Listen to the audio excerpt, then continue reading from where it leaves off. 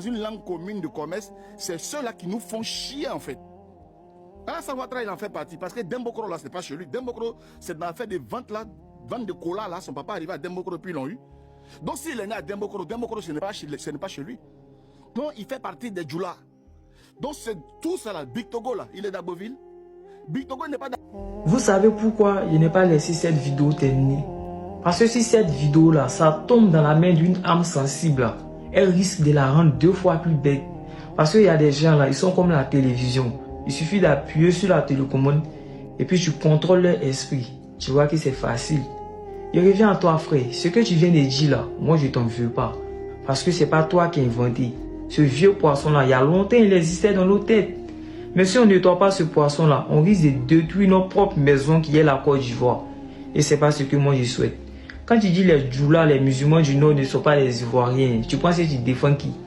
Tu penses que tu es là défendre ton pays? Au contraire, tu es là terminer le travail que le colonisateur a longtemps commencé.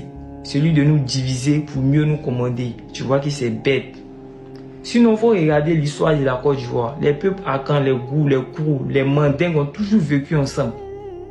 Les Djoula dont tu parles là, ce sont nos commerçants, nos forgerons, nos bâtisseurs. Sans eux, on n'aurait pas de marché à Abidjan ni à Bouaké.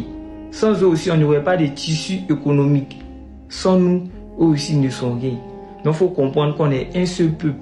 Si tu veux chercher à savoir qui est ivoirien, qui n'est pas ivoirien, eux sont chez eux là-bas, ils nous regardent, ils rigolent. Parce qu'ils n'ont plus besoin d'âme.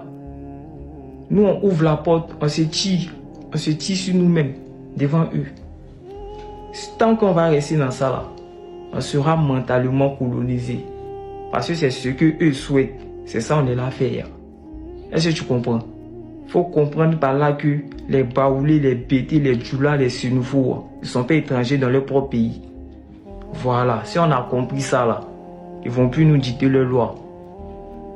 C'est de là qu'on pourrait affirmer qu'on est libre et on est affranchi mentalement et à tous les niveaux. Parce que quand un peuple est divisé là, c'est fini.